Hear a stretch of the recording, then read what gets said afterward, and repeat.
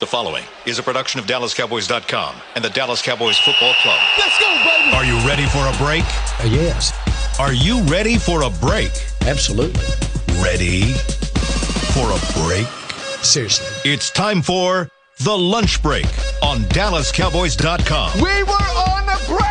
With Nick Eatman, Brian Broaddus, Taylor Stern, and Derek Eagleton. It's Wednesday, March 1st, 2017, Season 12, Episode number 131. Welcome to another edition of The Break. I am Derek Eagleton, joined by Nick Eatman.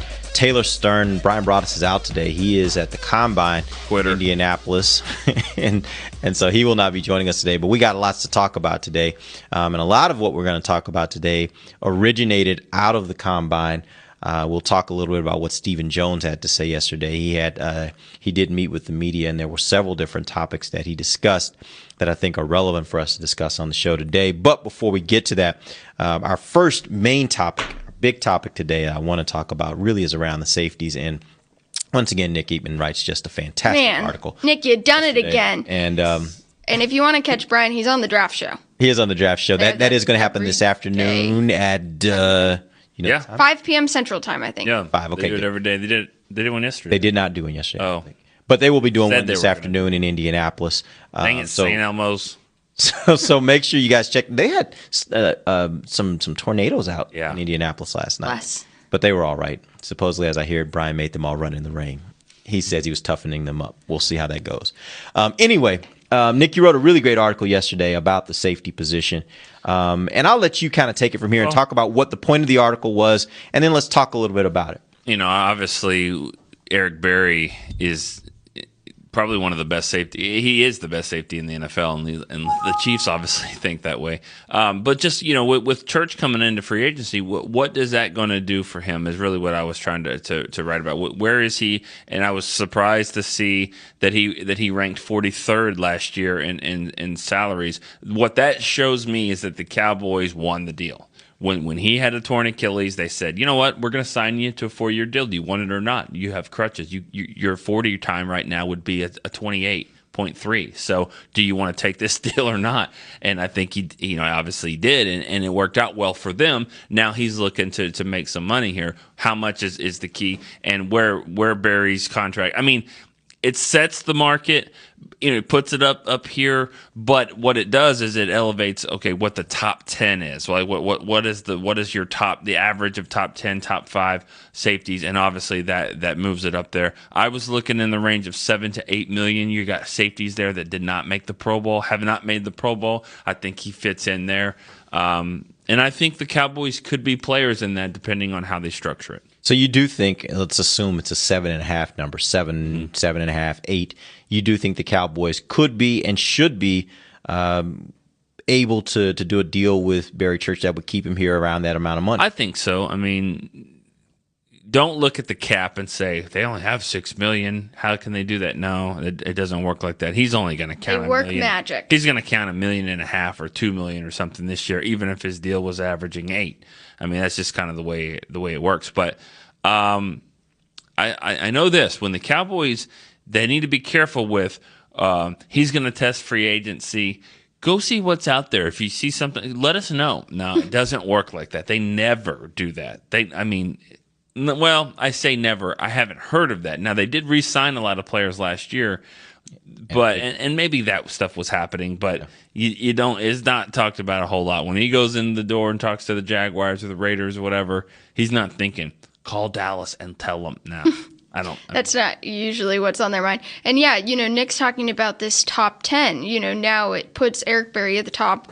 Rightfully so. The guy beats cancer, and then he comes back and has one of the best years of his career, deserves to get paid. But now you're talking, he's higher now than Honey Badger, who's at 12.5, Harrison Smith, 10.3, Earl Thomas at 10, and Devin McCourty at 9. So, now there's that little bit of drop-off to kind of get down to the 7, where Barry Church could kind of fall. Is he elite? He may be higher than that. I mean, maybe higher than the 7. It might be more in the 8 to 9. His agent's going to argue, in that range, probably closer to 10. But that's how you negotiate. I think he'll fall somewhere in that range. And I just don't feel like he's going to go somewhere else, but I should stop thinking that way. Yeah. And he really is preparing himself to go somewhere else. And honestly, I think he's going to command more than that 7 or 8. I think personally, I think he's going to be somewhere closer to the 10. And the reason why I say that is because a lot of people believe, and I've read this around different people that kind of look at free agency and rank free agencies and rank free agents. A lot of people believe that Barry Church is the second guy on the list of potential free agents that was out there, with Eric Berry being number 1. He's already now signed. He's the highest paid safety. Obviously, Barry's not in that category. He's not going to make that kind of money. But I do think 10 kind of maybe he gets pushed up a little bit higher than he would be otherwise, because for a team that feels like they have to have a safety, he is one that has been a solid safety for a good amount of time. You find the right role for him, I think he may even be able to be better than he was here, because he's just getting smarter as he gets a little bit older, and he's not too old at this point. To me, this is kind of at that age where it's the right balance between experience and age. He's 29 years old. He has not had a whole bunch of injuries, so it's not like a guy that you feel like there's risk coming in the door with injuries. He's just right at that 30 threshold. And so you look at a guy like that, I think that's how you get a guy like Brandon Carr that ends up with a $50 million contract. He is one of the best in the class, and if you had others in the class that were better, that were in the free agent class, then maybe it drives him down a bit. But when he's what you got and those are the options, then sometimes teams are willing to overpay because they need it. Yeah. No, go ahead. I've heard people, not Steven say this. Steven and Jerry would never say this, but I've heard people kind of that work some of the contracts say that they really need to be careful when giving a guy a third contract. Third contract is where they if they can stop doing 3 contracts for players, you can be a younger team and you're probably going to be more efficient. Don't get so comfortable. Yeah. So he's a little bit unique in that he was his first contract was a rookie deal, and then 3 years later, and he's hurt. They said he's a cornerstone type player. Let's keep him for a while. Let's get him on the cheap if he accepts this, and he did. Now you're talking about a third year. The guy that reminds me of him is Jay Ratliff, and only in contracts. I'm what I'm talking about here. A low round. There's on the opposite Right. ends of the spectrum everywhere else. Yeah. Well, neither one of them talked to the media, but for different reasons. Jay was a guy that was a 6th round or 7th round pick, and then they got him kind of on a sweetheart deal, like, hey, we think you're a good player. And then the 3rd year they gave him a big deal, and then the bottom kind of dropped off. Again, for different reasons, it's hard to compare, but that's the kind of thing that I'm talking about. You don't see a lot of players around here that got 3 contracts. I mean, Witten's one of them. Okay. Witten. Yeah, Jason Witten's a little bit different. Yeah. You can't really compare him Gonna to have a gold jacket probably. So you don't count when guys get when they renegotiate their deal, not renegotiate them, but just kind of restructure. Yeah, I mean that didn't count. That would be like Orlando Scanner. Not really. Type stuff. I'm talking about like a deal, a new deal. Yeah. The funny thing is, we're going through some of these free agents today, and a lot of them are young guys. That's this is a young team. The average age of this team is 26. So you're looking at a lot of young guys. Something that was interesting, that Steven talked about yesterday, because people are asking him, Lyle Collins, what's his deal? Where can he fit? Type thing. And now there's questions about Doug Free, because he's, next to Witten and them and LP, he's one of the older guys on the team. And then probably Brandon Carr, at 30. Yeah. So it's a young team. I know that, Steven said a lot of things yesterday. One of them that David wrote a story about today about Lyle. And really how, good. And how it's an option, but they plan on keeping him at guard. I don't know anything about offensive line because I've never played it, but I just think he's a tackle. Your son could. Oh, yeah, my son will be a center. He already is snapping the ball, but I think he'll be – I think Lyle would be a tackle, a right tackle to me. He did play in college, and he was obviously he's just that he was a rookie, and when he played guard, I don't feel like his body type is what they need at guard. They've got finesse, and I hate to say that word as a negative word, but I believe Martin and Frederick are finesse players. Yeah, but I think what Very good finesse players. Mark Stepnoski was that way, and he was one of the best ever. So don't take that as a slight. I'm saying at some point you need a fatty. But we've seen Lyle Collins. We've seen moments of Lyle Collins being not a more of a strength player, more of a guy. Dominant, I'm going to run over you, maul you type player. We saw it in college. We saw it from his college tape, and we've seen moments of that in the NFL.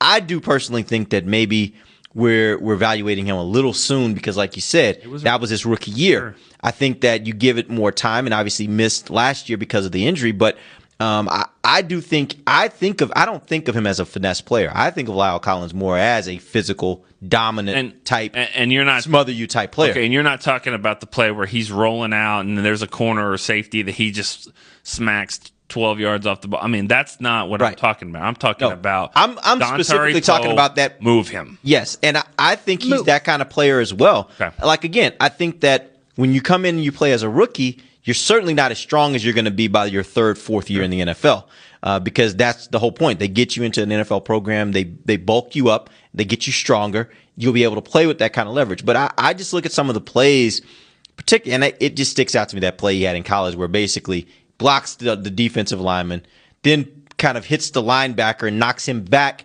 into a secondary guy. I mean, it was just like he just kind of mowed through people. He was fantastic. And he's had some moments like that with the Cowboys where he literally blew people up. And so I don't think of him as a finesse player. I think he is a guy that really is more of a strength player, but we may have to see more of that as he gets a little bit older.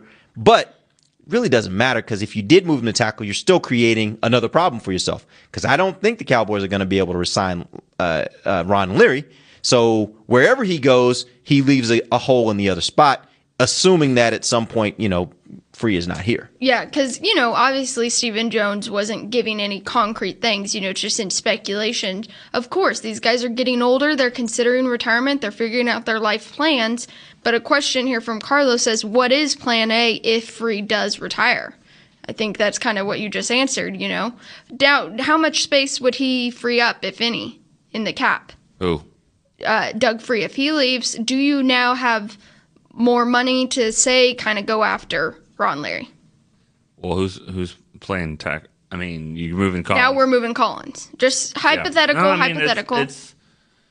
It's I wonder, because Collins, now this will be his third year. I mean, I know when they signed him, I'm sure Jerry said, "Hey, give us 3 years here, and then you're gonna get your money here." So I would imagine they will re-sign him after this third year, and he's gonna have to start making some money at some point. But yeah, you'll save a little bit with Free if they let him go. I still think they're gonna bring him back though. Well, and yeah, I mean, obviously he would be the presumed starter in 2017. That would be on his own decision, which no one can decide but him. Tough one. It was last year, just evaluating him was tough. There's times where he really struggled, and he was somewhat of a problem in the past in pass coverage. But then at times, it all kind of goes down to how healthy he was. I think when he was really banged up, he was missing a lot of practice time. He had some issues, but he's still a solid player and a solid right tackle. And with a guy like Dak, I know Tony used to always say, don't hold. He used to tell the right tackles, don't hold. Okay, I can see him. I mean, if he goes, I'll see him. I'll make him miss. Right. Please don't hold, because the ref will see that. And I think Dak could be the same way. So what I'm saying is that if you don't have a Pro Bowl right tackle, I think you can be okay. Yeah, not only that, but I think no one has a Pro Bowl right tackle, do they?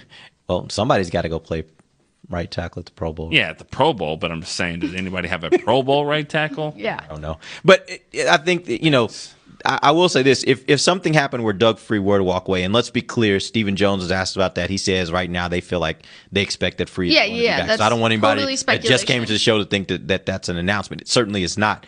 But if, let's say, for example, something did happen that way where Free were no longer on this team, right now, my personal belief is I think they still keep Lyle Collins at guard. I think they say, Chaz, it's time for you to show what you can do and pray that the guy stays healthy. Because I think what we saw from him at the beginning of last year when he had to play some, I think was, at least for me, I came away from that saying, You were optimistic. Maybe Chaz Green has a little something. Now, he has not been able to stay healthy. That's his issue. And so they'd be praying that he could stay healthy. But I think that would be the route they'd prefer to take, as opposed to, at least listening to what Steven said yesterday about Lyle Collins. I think it's their preference to keep him at guard, and they'd move him to tackle only in a situation where they absolutely had to. Yeah. And that's the same way it's been with Zach Martin. Right. Yeah, it's an option. We've never seen it other than practice. Right. Which they talked a lot about. Rob was tweeting about, what they're talking about with Zach Martin, that it's a number one priority for them to kind of make sure that he gets his contract straightened out and everything like that, which I think that's been really transparent this whole offseason. Yeah, I think what you'll see there, depending, I know Romo's on the list of what we'll talk about, but, if something happens with Tony, let's say as a June 1 cut, where the money will get off the books in June, that's when you're going to really see something happen with Zach Martin. I'll bet any kind of money that we will be standing in Oxnard and they will have a deal with Zach Martin for a new contract. Right. So that's usually how that thing goes. And Frederick happened at last year. We were in LA the day right before the first game. Yeah, And they were Tyron talking to their Smith. agent or something. It might have been 2 years ago. I know Tyron Smith had happened at training camp as well. And to their credit, I think they realized that their bread and butter of this team is made with the offensive line, and so that's their priority. And I think that's the way it should be. The priority should be making sure you keep this offensive line intact as long as you can. And when you start seeing cracks in it, seal that crack up quickly. What I mean by that is when there comes time when there's a contract like for Zach Martin, it's coming. Don't let it get to the point where he's a free agent. Get that done. Make sure he's taken care of before it gets to that point. Well, you said, seal those cracks up. And so about Leary, You just volleyed that for him. I kind of did. It's kind of been there. You just were like, well, how much of a priority is it going to be? Is it going to be a really good priority, or is it going to be like the main priority? Well, I'll say it like this. I don't think you can at any given time expect that you're going to have 5 high-paid offensive linemen. I don't even know if you could get to 4 high-paid offensive linemen. I think they're going to have to make a decision when it comes time for Lyle Collins. And they're going to have to say, hey, how do we feel about these other 3 guys? If we feel like we're still going to keep investing all this money in these other 3 guys, then we better draft well, right? We better be drafting guys that are able to – and I think they have to continue. This year, I think they got to go out, and I think in the draft, somewhere in the first 4 rounds, if I'm them, I'm getting either a guard or a tackle because I'm looking at the future, and I'm thinking I've built something. I've seen what Steven called the secret sauce. What was that, 2 years ago when he made that declaration? And I think it begins and ends with that offensive line. So I'm going to keep that thing going as long as I can. Yeah. So I'm going to keep investing in it to make sure that's always the strength of my team personally. Tune into the draft show tonight because Brian will tell you that he does not like the offensive tackles in this draft. Right, He's like, we talked last week. And maybe it's a guard. Maybe you have better. Maybe there are better options at guard. Yeah. Maybe that's where you need to go this year. But I think you keep investing in whatever your strength is so you can make it continue to be your strength. Absolutely. And I think that's what they've wanted to do. And other teams are blueprinting that now. But all right, let's go ahead and before we get to our first break, I did want to introduce this conversation. Yesterday, Stephen Jones at the Combine was talking, and he talked a lot about the quarterback position in different ways. First mentioning that, answering a question about Tony Romo, saying that he doesn't think that the conversation has happened yet between Jerry and Tony. He does think, though, that that's something that's going to happen sooner rather than later. Obviously, free agency starts on the 9th of March. Which is just a week and a half away. So you'd expect that is going to happen pretty quickly. But it was the thing he said about Kellen Moore that I thought was most interesting. He talked about Kellen Moore, and here's the quote. He says, "We're very comfortable with him," talking about Kellen, "and what he brings to our QB room. Hopefully we can get him re-signed." And to me, that kind of, as much as anything I've heard this offseason, that just kind of signaled to me they're definitely, if we didn't think they were before, which is questionable, they are definitely ready to move forward with the idea that Tony Romo will not be a part of the mix here. I don't think there's a scenario that he comes back. I think they look at it as Kellen Moore is the guy that we want to have as our backup. We have our starter.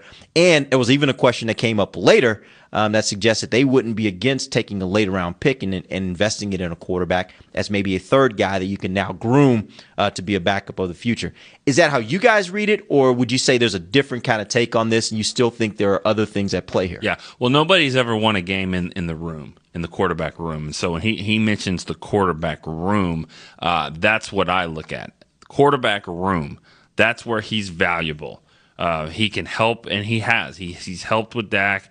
He's got good wits about him. Obviously, he's been able to do that. He's not the tallest. He's not the biggest. He's not the strongest. So he's been able to kind of get by with that, and that's what helps him in that quarterback room. I don't know if that means that they want him to be the number 2. They could want him to be the number 3 who's inactive every week. Where's he going? Because all we know is that if it wasn't for the Cowboys and Scott Linehan, he may not even be an NFL quarterback. They were the only team that really put him on a roster. So I don't know. I mean, now, he's also thrown for 400 yards in a game, which only 6 other Cowboys have ever done. So he's kind of earned that a little bit. What I'm saying is I think he's a good person to have. If he has to be the number 2, you're probably going to lose that game, but maybe you can get by with it. But if he is your number 3 who's inactive, I think that would be ideal. Yeah, that kind of bothers me about him. I think, obviously, I am no doctor, and Stephen Jones and Jerry Jones are privileged to much more knowledge than I am as far as his health. But, he went down with a broken ankle early in training camp. Obviously, we all know the Dak storyline from there. But I did not see Kellen Moore return to practice. He could have been doing his own things in his off time. He could be doing his own strength training, completely unaware of anything he's doing on his own. However, I did see Mark Sanchez and these other guys. Where is Kellen Moore now after his injury? That's kind of what I'm curious about as far as, can he still throw for 400 yards? Yeah, I do think that if they were in a situation like 2 years ago where they needed somebody, I think Kellen Moore could have come back from the broken ankle. I think you're right. Played. Yeah. But the issue was you had a guy that was playing out of his mind, and you didn't want to put even Romo back in because he was playing so great. Then you had Romo back, and then Sanchez, his contract was guaranteed. Yeah. So at that point, there really was no room. So I think that's probably why we didn't see him. I think he could have been healthy enough to play. And maybe I shouldn't have said that about that. You'll probably lose with Kellen Moore. I think the guys, the weapons around him are better. Where they can do some things. But let's don't forget this, that just because you have Zeke and you have this line, you have to prove to teams that you can throw the football, that you can beat them with the arm. You have to. And I don't know if he can. I don't know if he's done that. I mean, he hasn't done that. He hasn't won a game, and now he threw the ball around pretty good against Washington, but that one game. But I don't think he's your backup quarterback. I really don't. All right, let's take our first break. When we come back, I do want to talk also about Jalen Smith and what Stephen Jones had to say yesterday about Jalen Smith and what he looks like coming into this season. We'll do that when we come right back. Also, we want to take some calls, and we'll take questions on Twitter. You can call us at 888-855-2297, or you can hit us on Twitter at Cowboys Break. We'll take questions throughout the next segment and throughout the final segment. We'll be right back. This is DallasCowboys.com radio. With unlimited data from AT&T, you can stream your favorite DirecTV content almost anywhere. Side effects may include sports-induced public celebration, increased desire to share spoilers, and repeated late-night use of the phrase, Just one more episode. the unlimited effect. Get unlimited data when you switch to AT&T Wireless and have DirecTV. After 22 gigabytes of data usage, AT&T may slow speeds. Must have eligible TV service. If you're not eligible, AT&T will move you to a new plan and overage charges may apply. Plan will include Stream Saver. Other restrictions apply. See store for plan details. Hey, Cowboys fans. Did you know that over the next few years, more than 1 million service members will transition from military to civilian life? Veterans face unique challenges when they get out of the military, and Bank of America and the Dallas Cowboys are teaming up to help with financial education, career opportunities, and support of military nonprofits and organizations locally in North Texas and across the country. We're proud to support our troops and are deeply grateful for the dedication and sacrifice of our service members and veterans. Bank of America, official bank of the Dallas Cowboys, invites you to join us in our efforts to get involved by tagging game day photos on social media using hashtag TroopThanks. That's hashtag TroopThanks. And by learning more about our commitment to veterans at bankofamerica.com/military support. Together, we can thank our troops in ways that make a real difference. Copyright 2016, Bank of America Corporation. I went to my first Cowboy football game at the Cotton Bowl when I was 10 years old. I've been a Cowboy fan ever since, in the Super Bowl years and the not-so-good ones. Teamwork is what makes winners. At the law office of Domingo Garcia, we play as a team to win your case. If you have been hurt in a car or truck accident, injured on the job, call the law office of Domingo Garcia and join our winning team. With offices in Dallas, Houston, Austin, Odessa, and Tyler, we can help you in Texas. Call 214-941-8300. 214-941-8300. Back to the lunch break. Welcome back. This is the second segment of the break, live from the SWBC Mortgage Studios at the Star. We are going to talk a little bit about Jalen Smith. Yesterday, Stephen Jones had a little bit of a comment on Jalen Smith that I thought was interesting. I'll read the comment for you guys, and then we can talk about it. He says, our guys are convinced he can play in his current condition, and it should only improve as we go. The idea here being that really there hasn't been the kind of substantial change that I think anybody wanted to see. Like, he's still having to wear the brace. From what I can gather, it's not firing completely yet. But again, the positive side of that is Steven says he feels as though he will be able to contribute next year, and they don't know to what extent, but they feel like he can contribute. And it looks like he's going to play. It's just a matter of how effective can he be if he is having to still wear the brace.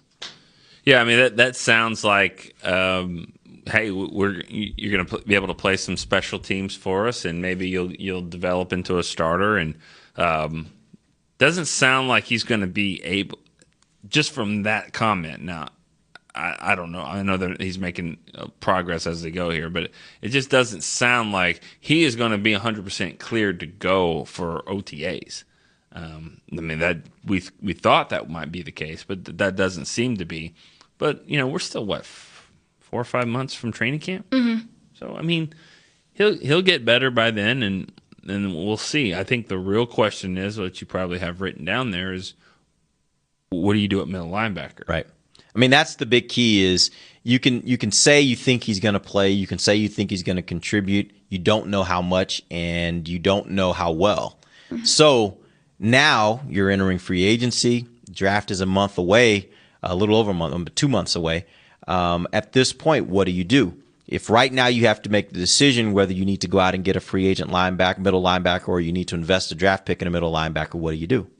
Well, I just see what's there that helps my team. I mean, if I got somebody that can now. I don't want someone that's just that's all you do is you play middle linebacker or you can't play at all. Like, I feel like the guy from the Vikings a couple years ago was that way, that they signed Jasper Brinkley. It was just like either you're this or nothing.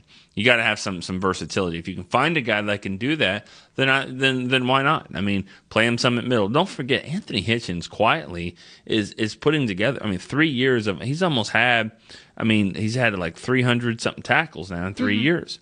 I mean, he's putting 100 tackles together, gets around the football. He played a little bit better last year. So I think he could be your middle linebacker for you. You got Damian Wilson coming up. You got Nazacha coming up. I don't think you have to do anything, but I wouldn't turn my back on anything, especially because I've got Jalen Smith there. He is the wild card of all wild cards. If he comes out, great. Yeah, I think Anthony Hitchens, my own personal prediction, will be like the Jack Crawford, James Hanna of this free agency. He will be a guy that I think this team will realize he's an extreme asset at a low price, a great team player guy that they will make an effort to bring. Hitchens next year. Hitchens I thought he was a free agent. Hitchens is next year. And he actually got his salary tripled. Because of the NFL rules on that, he was going to make 600 something thousand, and there's the rules in the NFL are if you are between the 3rd and the 7th round, and going into your last contract, if you've played 30% last year in the last year of your deal, all 3rd to 7th rounders, if you've played 30% of the snaps, you get a certain. I think it's like almost triple. So he's now making like $1.8 million in salary when he was it was like $600,000. That's what happened with Terrence Williams last year as well. Maybe Wilcox too. So 3rd to 7th rounders, guys that play. Anthony Brown will get that probably in a couple years if they don't. Is this where Brian would be talking about Terrell McClain and talking about Justin Durant and what's going to happen with him and those types of things? What do you mean? Like I don't know, Justin Durant, last year he was obviously considering retirement. Oh, yeah. Is he still going to be on that boat? And then what do the Cowboys do with free agency? I think, as it turned out, and I don't mean this disrespectful to Durant, but I think as it turned out, I think Durant was a progress stopper for Nazacha. I mean, they thought, well, let's get him in here. We might really need him. And he was okay. But I think I would, they didn't go anywhere. And in fact, the critical play of the whole playoffs, it would have been nice for Durant to keep going and push Rodgers way out to the sideline, and that play never happens. We go to overtime. But whatever. Durant made some good plays. But what I'm saying is that I think I would have rather just preferred Nazacha to play all year, Just because you just want him to get the experience. But then Nazacha's like a Chaz Green guy, his health. Yeah, and you're right. He got healthy enough to play. It was just at that point he was a scratch later in the year. I mean, I don't really mean that bad for Durant. I just meant you didn't get a ton of production from it, and now you still have the jury's out a little bit on Nazacha. But I think with Nazacha, Damian Wilson's coming on strong. We'll see what they do with Gatchkar. I mean, they might bring him back, but I probably wouldn't. I mean, I think, let's look what you got here. You've got Sean Lee, and you've got Nazacha, Hitchens, and Wilson. You got those four guys. All under contract. Wilbur is not a free agent. No. Wilbur they signed him to a 2-year deal, so you got him. And then, you're going to draft some, and I didn't put Jalen Smith in there. So you got Jalen Smith, and you draft someone. I'd get a younger Gatchkar probably in free agency. I'd get me a guy coming out of his 4th year and special teams type of guy. So I just don't think you have to go do anything. But I think if you do, I don't think anyone's going to say, what about Jalen Smith? Yeah. Just figure it out. Just don't get a guy that's just a middle linebacker only type player. I get why fans are so excited and grasped onto anything that has to do with Jalen Smith. I mean, he was a second-round guy. You don't know how he's going to be. You know his college tape, but you don't know his professional tape. He keeps fans really up to date on social media, which can all be misconstrued. I mean, we all know that. You put up a photo of what is it in real life. So, and, I mean, like you're talking about, okay, Stephen Jones said something to me that we haven't heard before, that he can play with this brace. Right. I was under the assumption before, as long as he had the brace on, he wasn't playing. So now that Stephen said that, I think that opens up some doors to people who are like, this guy's just a natural athlete. I don't know how he'll be, but I know when I'm watching him, he's just a production guy. Right. So that's why I think fans are so excited. That's why I think Stephen and Jerry get all these questions about him, because it's kind of like, okay, well, what is he? Because as Nick just pointed out, he laid it all out for you. They're doing okay, actually, at middle linebacker. They're not that's not their biggest need immediately. But people just want to know, is Jalen Smith going to be Jalen Smith? Well, the big thing, I think, is that this defense needs playmakers. Yes. And I think they've got a lot of and I think that was the thing about this defense last year. I think they were good. I think the last 2 years, this defense had parts of it that were good. I think the reputation of this defense was much worse than what they were on the field. Yeah, they had some deficiencies, but I think if you look around the NFL and you watch enough teams around the NFL, you would say the Cowboys had an average defense. And I think the thing that and the reason they had an average defense is because I think they got a ton of average players. That's not bad players. That's just players that are pretty good at what they do. They're solid guys. They're solid players, but they don't have enough of those guys that are making game-changing plays. That's the difference. And so that's where at least the hope, I think, for Cowboys fans is that Jalen Smith, at least based upon what he was in college, can be that type of catalytic player. And that's what everybody's hoping for, is that's what you can get out of him. And if you don't get that out of him, then you're back to square one of who's going to provide that for you. Are you going to draft that guy? Right. Where are you going to find that guy that makes plays for you on defense? Because right now your offense is humming. You need you need somebody on defense that can make those kinds of big plays too. Yeah. All good stuff. Now, Thomas has a good question, because we're kind of talking about what they would do at middle linebacker. He says, who's the one guy in free agency, doesn't have to necessarily be a name, but maybe a position outside of the Cowboys you think could come in and make an impact? And then he puts in, parentheses, person or position. We're kind of talking that you don't have to I think maybe a young, cheap linebacker might be somebody that could come in and do something, but... Yeah, I mean, I think... I just don't think that'll happen at linebacker because I don't think you'll make a big splash in free agency because you've got Jalen Smith and you've got Anthony Hitchens. I mean, Hitchens is a good, solid player. He's not great, but I don't think he's worth a splash, especially when you've got this wild card that could be. I mean, that's why they drafted him. They drafted him so he could do that. Yeah, but I don't think they're not going to splash in free agency at all. I don't anybody. He echoed that again yesterday. I think when it comes to free agency, they fill smaller roles and gaps with free agents. And that's why I think maybe they would do something at linebacker if they're replacing a role like a Gatchkar, if they're replacing a role like a Durant. I could see them going out in free agency and finding a veteran linebacker that they can bring in here on a 2 or 3 year deal that they think is a good player, not a great player, but he fills in some deficiencies you think you might have for specific roles, and he gives you some insurance in the event you get an injury to another guy or Jalen Smith can't play. I just don't see them making a real splash. The biggest place I think they could possibly make a splash, or what would be equivalent to a splash, would be the wide receiver position.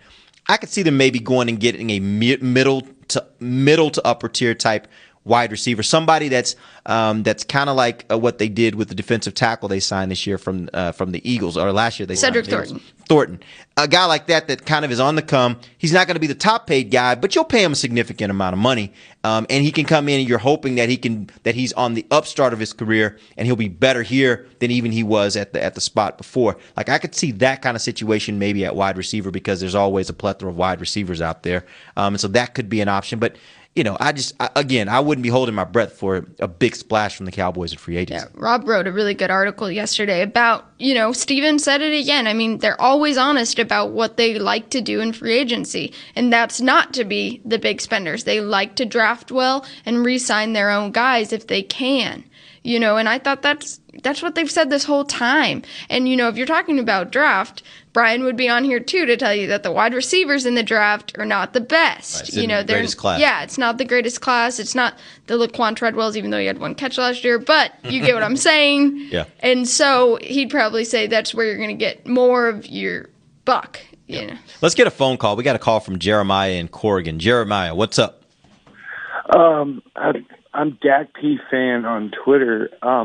I've been hearing all over the internet that everybody wants us to either bring Church or J.J. Wilcox, and I talk on Twitter with some of the players, and I think it's time for Jeff Heath and Kayvon Frazier because the way I see it, they come cheap.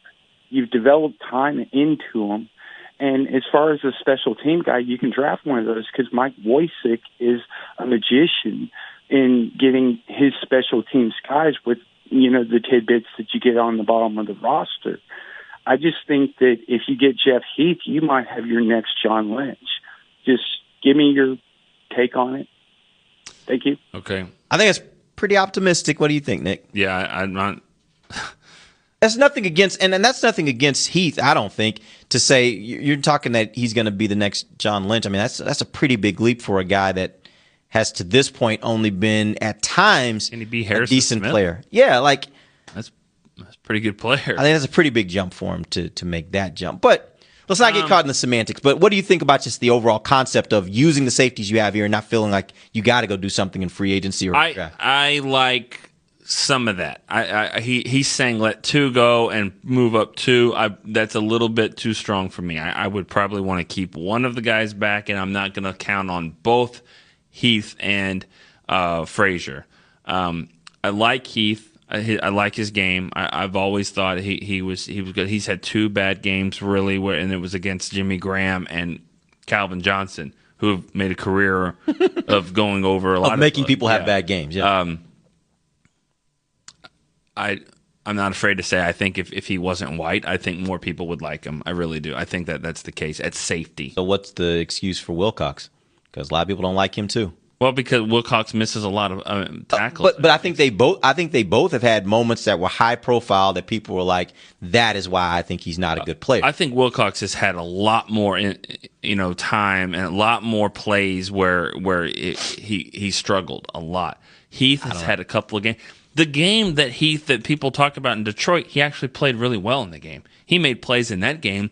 I mean, he knocked the ball from Reggie Bush. He fetched Calvin Johnson. Let's talk about that. I mean, on a play that was almost a 90-yard touchdown. He is a great athlete, and that's what I'm talking about. And when you talk about safeties, it takes people a long time to kind of get on board with that. With him, he'll be a good player if they decide to go that route. But I don't know if they wanted to take him away from the special teams part of it. He's one of the best special teams, and it's Rich Bisaccia, not Wojcik, as the special teams coach he was referring to. But Rich Bisaccia has said that he's one of the best special teams player he's ever had, and he felt that way since his rookie year. He's one of the smartest players. But, it's not just about special teams, and we need you on the field. And he showed in that Packers game he can be effective. I just wouldn't do both of those. I wouldn't say Wilcox and Church go. I'm going to bring one of them back. But the thing about it is, I think bringing Wilcox back brings you, in my opinion, it brings you what you kind of already have. Yeah. Like if I'm going out and I'm going to keep one of these guys, I'm going after Church. If I'm not going after Church, then I'm accepting the fact, me personally, I'm saying, I'm accepting the fact that I'm going to go with my young guys. I might draft another guy. Yeah. I might go out and get another free agent. But I don't know that I necessarily want to get Wilcox absent Church, because then I feel like I don't know who my starter is. I don't feel like I know who my starter is, because I got a bunch of guys that play better around the line of scrimmage, and I don't feel great about anybody being back on the back end. Well, I feel pretty good about Byron Jones being on the back end. I think Byron Jones is better when he's playing around the line of scrimmage, personally. That's kind of a problem, because he's a corner, and I get it. I'm saying, though, I feel better. I think he is better when he's up on the tight end. I think he's better when he's playing up. I don't think he is. I haven't seen him be great when he's just in the middle of the back of the end of the defense. I don't think they have a guy like that as far as the safety position that is a real, true center field type safety. Who is, just out of curiosity, so I can just kind of know like that type of player in the league right now? We're not talking about them coming here. I'm curious, like, who is that guy? Earl Thomas was that. Earl Thomas, player. yeah. And he is that player. Yeah. We'll see if he comes back. Yeah. How he comes back from injury, I'm sure he will. He's that type of player. There aren't a lot of them out there. There aren't, yeah. There aren't a whole bunch of them out there. But, again, and it doesn't mean that you necessarily have to have one in order to be successful. It's just all I'm saying is, they play a lot of single safety high. And when you're playing single safety high and you don't have a safety that's great back in the back end of the field, then kind of what's the point? Yeah, well, it's only one play that I can think of, but I know he helped change a game against the Packers on 4th down when he made a nice play over the top on Randall Cobb, which is exactly the type of player, the type of play that you want from a rangy safety like that can play all over the field. I think he did that a lot, actually, more than that. So I think him back there allows Church and even Wilcox to play better and play closer to the line of scrimmage. So I'd be okay with I'm okay with Jones back there, but if they don't re-sign Church, I think you need to address it. Probably in free agency, upgrade on Wilcox or draft someone. All right, let's take our final break. When we come back, we'll get more questions. 888-855-2297 is the number. You can also hit us on Twitter at Cowboys Break. This is The Break. To work this big land, you need equipment with values rooted as deep in Texas soil as you are. Like John Deere compact tractors with a 6-year powertrain warranty and big features that help you work less so you have more time to do what you love. John Deere was first in the Texas fields, and we're proud to be on the field as the official ag and turf equipment of the Dallas Cowboys. Find Texas-sized deals at myjohndeeredealer.com/football. Terms, conditions, exclusions, and warranty limitations apply. See dealer for details. With unlimited data from AT&T, you can stream your favorite DirecTV content almost anywhere. Side effects may include sports-induced public celebration, increased desire to share spoilers, and repeated late-night use of the phrase, "Just one more episode." The unlimited effect. Get unlimited data when you switch to AT&T Wireless and have DirecTV. After 22 gigabytes of data usage, AT&T needs slow speeds. Must have eligible TV service. If you're not eligible, AT&T will move you to a new plan and overage charges may apply. Plan will include Stream Saver. Other restrictions apply. See store for plan details. Star Sports Tours is the only official fan travel partner of the Dallas Cowboys, offering exclusive game weekend travel packages with sideline access and photo ops with current players, Cowboy legends, cheerleaders, and me, Brian Broaddus. Want to stay at the team hotel? With Star Sports Tours, you can. And our outstanding ticket selection is unmatched. You can trust Sports, the official travel partner of the Dallas Cowboys. And with us, you'll travel like a pro. Visit starsportstours.com to book your travel packages today. Ice Cold Dr. Pepper and the Dallas Cowboys go way back. They belong together like Texas and football, silver and blue, shotgun formations and Hail Marys. Having a Cowboys football party without Dr. Pepper is like Thanksgiving without the Cowboys. Basically, we wouldn't recommend it. So, next time you have a tailgate, home gate, or whatever else kind of gate, grab some Ice Cold Dr. Pepper to make your Cowboys party one of a kind. Dr. Pepper, a Dallas Cowboys tradition. Back to the lunch break. Over the weekend, there was the 25-year reunion of the Super Bowl teams in the 90s. Got to see a lot of former players. It was great. And most of the guys were talking about just how great that team was, and the great plays. Daryl Johnston, Emmitt Smith, talking about the lead draw. You just couldn't stop it. So I'm going to talk about a lead draw here in Tommy John underwear. I mean, you're talking about draws here. Tommy John's, I don't know what that is, but that doesn't need to be played again. Tommy John is the best pair of underwear you're ever going to wear. That's what it says here. I think I can agree to that, and you can agree. Taylor can probably agree as well. And if you don't think so, you'll get your money back. You can shop exclusive Cowboys underwear. It's the official draw of the team. Cowboys underwear at TommyJohn.com/Cowboys for 20% off your order. Make Tommy John your lead draw. Thank you. That was inspiring. Good job, Nick. Very good job. You do it then. No, I thought you did a great job. You did a made great me want to go out and buy some more. Talking about that 25-year reunion, that was pretty awesome at the blue carpet, if you will, and just looking around and just seeing all these guys, coming by, and as Jerry said, they all look exactly the same. Now, some have put on a few pounds, some lost a few pounds. But he's right. I mean, for the most part, it's not like, who's that? I mean, Stepnoski there? Okay, Stepnoski looks different than very different. Got Stepnoski. Very, very, I was very like, different. letting anyone in here. I mean, security. I'm like, oh, that's actually Stepnoski. He's lost a few pounds. He's lost quite a few pounds. They go one way or another. They truly do. It's and actually, amazing. he probably went the healthier way, right? Like, what you don't want is an offensive lineman finishing play and saying, I'm going to put on some weight. That's, not a good idea. He actually lost quite a bit of weight. Well, let's not get into how and why. It doesn't matter. He lost a lot of weight, and that's good, and it's always good when you lose Leon Letts lost a lot of weight. Yeah. I mean, Russell Maryland was pretty big guy. One way or the other. Yeah. But that was good. It sounded like it was a great event. It really was, and Troy. I mean, Troy is Troy. Leading the way and brought those guys back together, and then they honored Jerry in the Hall of Fame. It really was a special event there. So it's cool to see that. Cool. Yeah, and for little Tay What, if they need to lose weight, they can run their 40, and if they're in the combine. If you beat the 40 and you're wearing Adidas shoes, they're going to buy you a private island. I already got one of those. Really? Wow. If you what? If you're like an Adidas kid, now, Dak is an Adidas guy. So when Dak went to the combine, he'd already signed his Adidas deal, well known that he was going to stay with them. Zeke was a Nike guy.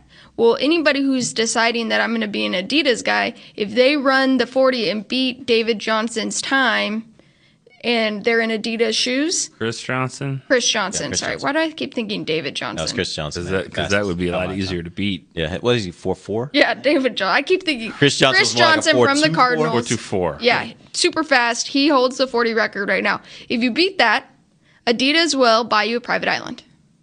So, not only are you going to get an NFL What I saw on Twitter, career, is this correct? That you get to choose between one of 4 islands. Like you can say, I kind of like this one. It's like situated in the right spot. Yeah, I like it's the blue water around this one. I'll take this. Really bizarre. Granted, I don't think they should get ahead of themselves because obviously no one has done that yet. But it could happen. Well, the other part to this too is like, are they giving you some island that's out in the middle of nowhere that's so hard to get to that you never will go? It's undeveloped, so there's nothing there. There's no food. Coney. So all of a sudden you get this you get an island. Great, you got It's in Lake Louisville. It's like a really tiny island. That's like those online websites where you can go and buy a star, right? Yeah, that's your own personal star. Just give us $100. It's now yours. Well, and I just think it's funny too because these guys are at the combine. They're not at the Pro Bowl. Right. Now, if you're at the Pro Bowl and you're doing the Pro Bowl ESPN competition thing and they get something, those are veteran guys. They've experienced an offseason. These rookie guys are just trying to get an NFL career right now. The last thing they should be thinking about is, well, on top of being an NFL player, I also want to make sure I'm an island owner. Well, if you beat Chris Johnson's 4.2 40, you're going to get drafted a lot higher than you're going to get drafted so high you could probably buy your own island. Yeah, I mean, just give me the $1 million. I mean, think about it. If you're a receiver or running back, which is probably the two positions, maybe corner. I mean, you get drafted. You run a 4.2 4.2 3. You're gonna get. You're gonna be okay. Yeah. Yeah. That's what happened with Chris Johnson. I mean, he was East Carolina running back. And I just like that they have to give them incentives. Like, don't try to do it because it would be good for your career and everything. Do it because if you do it in Nike or Adidas shoes, you'll get an island. That's not why they did it. They did it because of this. Yeah. Right. That's why. Well, and then what happens if somebody's a Nike guy and he beats it? It's like, okay. Well, I mean, it's so Nike can then come back and say, "Hey, we'll give you something better than." Well, it's like anything. I mean, you could sit there and the advertising and all that, and go, cool commercial by Adidas or Reebok. You gonna wear those? No, just give me the Nikes. So I mean, just give me my Nikes, and that's what they're trying to do. All right, let's get back. You have to do when you're third or fourth. That was a good tell you what. Let's get back and get a few more questions before we end the show. 888-855-2297 is the number, or hit us on Twitter at Cowboys Break. Let's go to the phone lines, get a call from Tim in Boston. Tim, what up? Hey, guys. Thanks for taking my call. I appreciate it. Hey, Thank you. Quick question about the draft. I called in a couple weeks back regarding some of the things that the Patriots do in the later part of the draft, how they'll trade out. Considering where we're going to be with our secondary, I mean, we have Claiborne, Carr, Wilcox, Barry Church. I mean, that could be devastating if we don't, like Nick said, sign some of these guys. But Brian Broaddus has also said that we have some depth in those positions. Don't you think it's better at this point to trade back and try to get more picks to try to address some of those issues? I mean, clearly Stephen wants to build through the draft. I understand that's a smart way to do it as opposed to go out in free agency and overspend. But, I mean, timing's everything. And just what we have on the potential loss side in the secondary and how we could address that if we're in the right position, I really think that's the way to go. I'll hang up and hear what you guys have to say. Thank you. Thanks for the call. I don't think that they'll trade back too far. I don't think they'll trade out of the first round. I really don't. There's so much advantage to having a player on your team for 5 years and to have that fifth-year option. I don't really see the value of just picking up another. I mean, they've done well at times, and then in the middle rounds, it's a crapshoot. I mean, they haven't necessarily figured it out. They have a better team. Some of these guys are coming in and playing well, but they're still missing on some of these mid-round picks. Yeah, and I think it was kind of what I said earlier about the types of players they have right now on defense.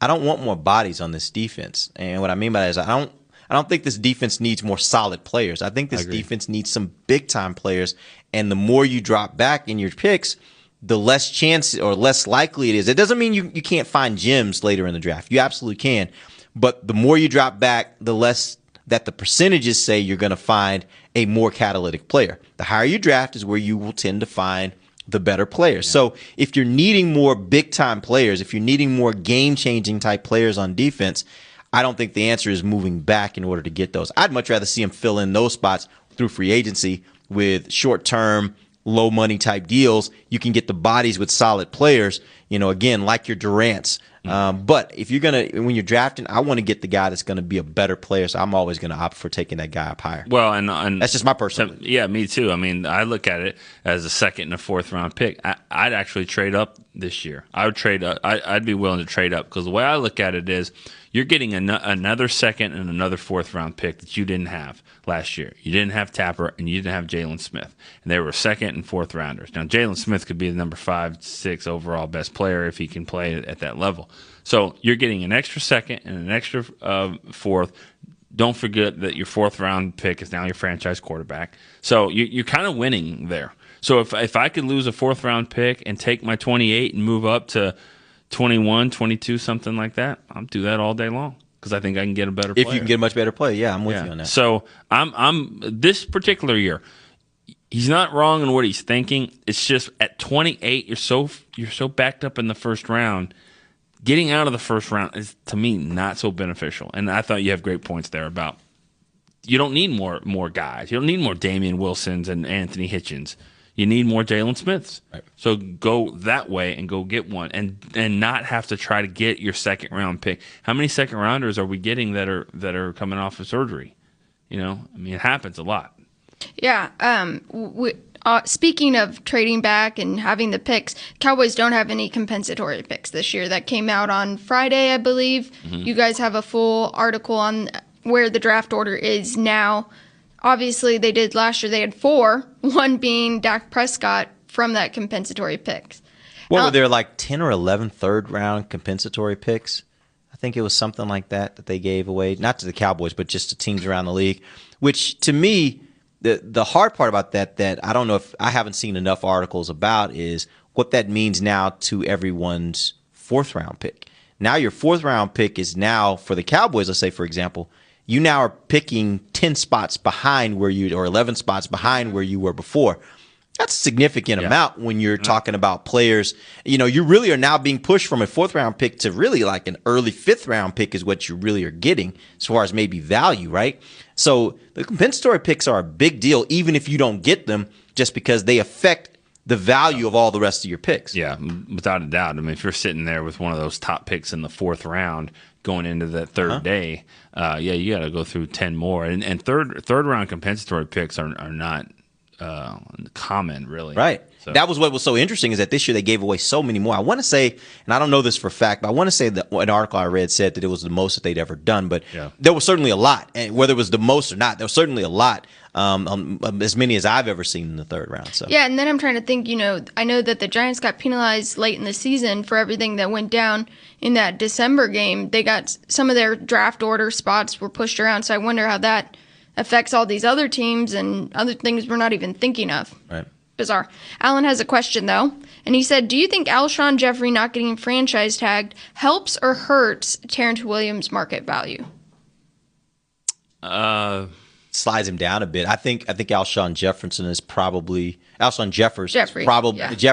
is probably higher on the list of free agent rankings than would Terrence Williams because he's been a number 1 guy and been pretty good at it. Wouldn't you say? Yeah, I don't think that affects him a whole lot. I think we're talking about 2 different positions, really. I think you're talking about a number 1 and you're talking about a guy that's going to try to go get number 2, number 2 money. Him not getting franchise tag probably, I guess it hurts him because it just moves up the money. I think when guys get franchise tag, it just kind of moves up everybody's money. So he probably would have rather him get franchised.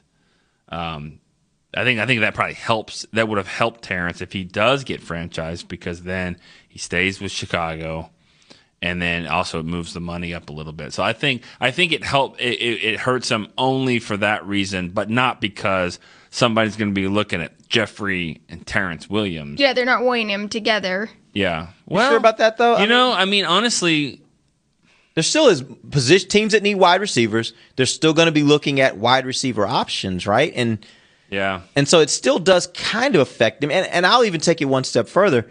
Like you start looking at all the wide receivers that are out there that will be out there on the market, it's going to be hard. And maybe that's what we ought to take next week or the week after to do. You start trying to rank these guys. How do you compare? If you're going to say those 2 guys are different, well, how do you compare a guy like a Deshaun Jackson? Because Deshaun Jackson, he's a different kind of receiver than those guys. He's still a wide receiver, and they're all going for wide receiver money, but he's a different type player. How do you rank Pierre Garçon? Again, different kind of player than those guys, but still going after that same wide receiver money. So it's going to be difficult to kind of – that's a position where it's kind of difficult to rank of, who's the top guy versus the bottom guy because it really is what's your flavor. What are you looking for? What kind of player are you looking for? And each of those players kind of have different things they bring to the table. Yeah, I'm looking for speed. Are you? We know where you're going. You have right? never mentioned that, Nicholas. Speed. It's just all the speed and nothing in between. They have to beat the 40. Yeah. These guys will I want guys that own an island. I want. Or will plan to own an island someday. Right. That should be your scout tape for the day. Yep. Yeah. Give me some islands. There will be some guys out there, I presume, this year that are those kinds of players. But maybe that's what we'll do next week. Maybe we'll go through some of those and look at them and kind of rank them for ourselves. Like, how would you rank some of the projected free agents? Because that will be the interesting part about whether the Cowboys even have a shot of bringing Terrence Williams back. If he falls far enough down that list, now there's a chance that maybe there isn't a lot of money out there for him, and he says, hey, even if it's a little bit less, I feel comfortable where I am. I'd rather go back to the Cowboys and stay there rather than going somewhere else and having the unknown be a factor here, and I'm only making a little bit more money. Yeah, well, I mean, I think Nick started that. We're kind of coming full circle with Barry Church being where he's ranking right now, just in this situational class. Right. So, yeah. Let's do that next week. It will be fun. We'll be back next week. Till then, for Nick Eatman and Taylor Stern, I'm Derek Eagleton. This has been The Break, live on DallasCowboys.com radio. This has been a production of DallasCowboys.com and the Dallas Cowboys Football Club. How about this, Cowboys? Yeah!